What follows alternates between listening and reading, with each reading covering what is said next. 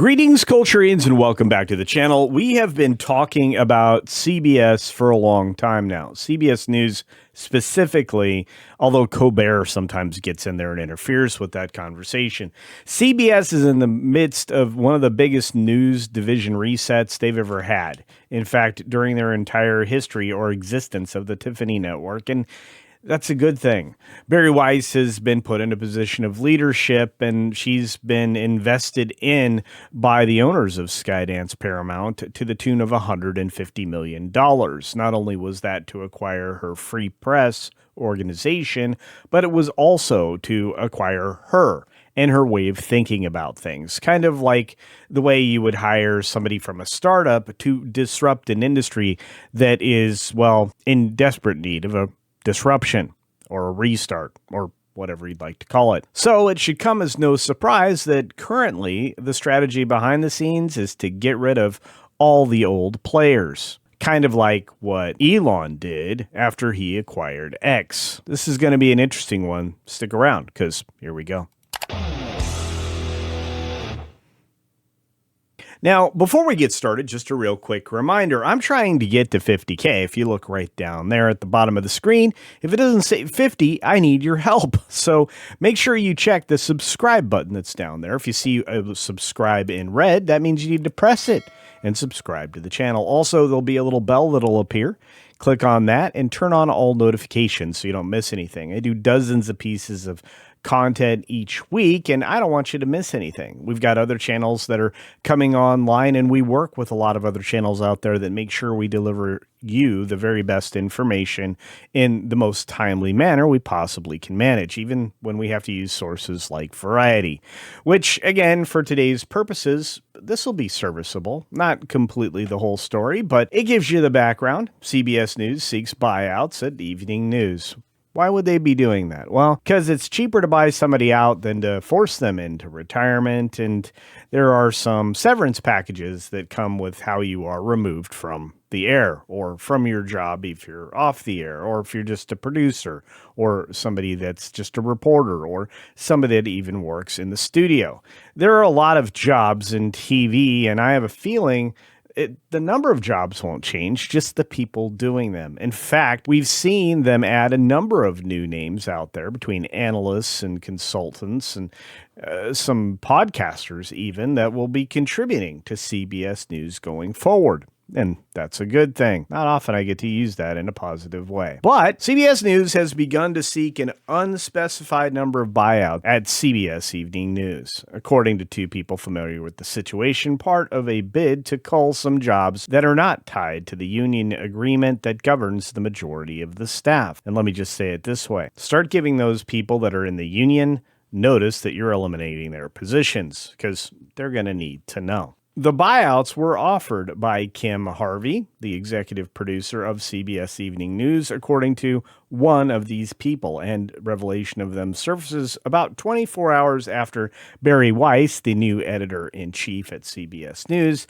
sought to rally the staff to a new vision, which they have already rejected. This is round two, part of a town hall that we broke news on yesterday over on the WDW Pro channel.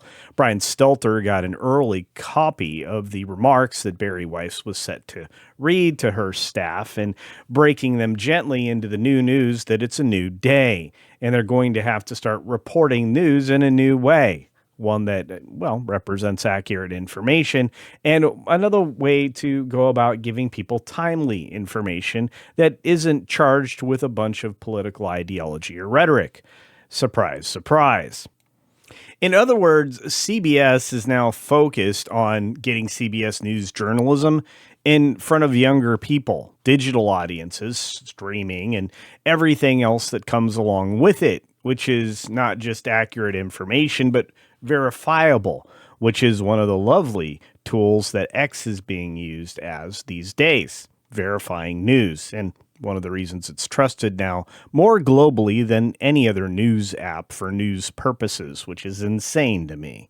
But after CBS News launched the new anchor, Tony Dokoupil, on evening news program, things certainly were in change mode. CBS News declined to make any executives available for a comment for Variety's story, but it's not like they've been quiet about what they've been doing.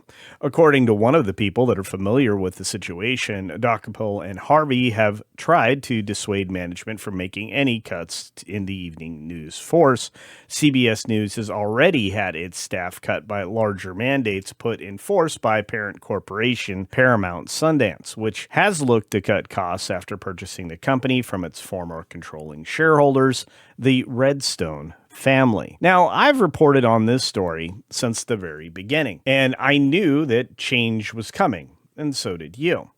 During the Tuesday meeting that, again, we broke early on Tuesday during a WDW Pro show, Weiss said CBS News needed to do less so-called commodity news that people could get from other outlets and seek instead to do other things that are anti-mimetic, that are not imitative, that are differentiated, then that are things that you can't get anywhere else.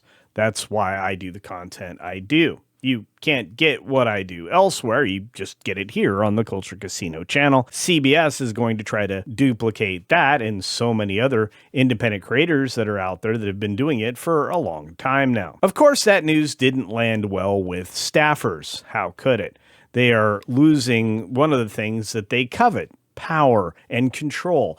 They like working within a narrative frame instead of working with just the facts and just reporting those facts. They want to tell a story that aligns with their ideology. And Barry Weiss doesn't recognize that as news and has said as much in recent interviews and on panel chats that I've seen her on, including with Tim Pool, who actually was at odds with her in one of his shows, and she stood up to him despite being wrong.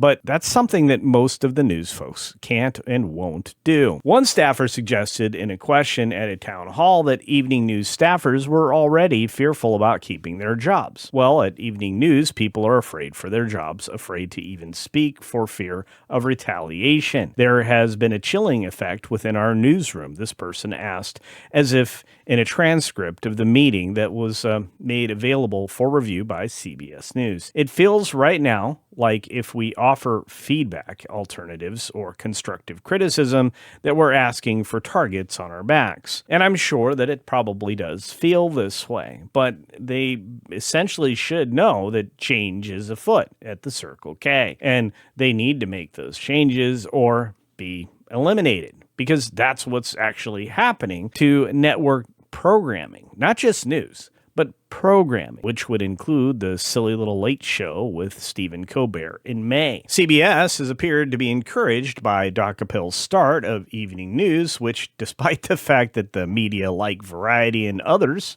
mostly PMC Media and the trades, will tell you that it's not going well, despite the fact that, believe it or not, it's not going terribly badly, and compared to other outlets, it's doing all right. It started to settle into a routine after drawing initial attention for awkward segments that you're going to find on any revamped news program, and some on-screen gaffes, which again are part of the usual situation when you're changing from one thing to another. The overall audience for the program continues to erode, according to Variety, which is not accurate. The recent recovery of the demographic has been noticeable. It's just that Variety's clearly comparing the same period last year, an election year, to the current year, which isn't. Very different news cycles indeed. Anyway, it does look from an outside observer that CBS Evening News has moved in the direction of change. Now we just need to get the rest of the Tiffany network to move that way as well. Is Barry Weiss going to be successful here? I don't know just yet, but I hope so, and it looks like she's taking significant steps forward. I also want to acknowledge that she's starting to head in the direction of Elon, which I think a lot of major corporations, news outlets, and even entertainment companies should be considering doing to get the best and the brightest in the door, instead of giving those people the brush off, which they've done before. But those are my thoughts. What are yours? Let me know your thoughts in the comment section below. Are you watching CBS Evening News? Do you think that Tony's doing a decent job over there? How about Barry Weiss? How are you reacting to her motion of change at a network that was pretty stagnant, pretty set in their ways, and pretty much ideologically narrative driven in a way that turned off a giant chunk of the demographic audience? Drop all those thoughts on those questions and any others that you have in the comments section down below. And as always, be sure to take care of yourself, take care of others, and until next time, see ya. Maybe watching CBS.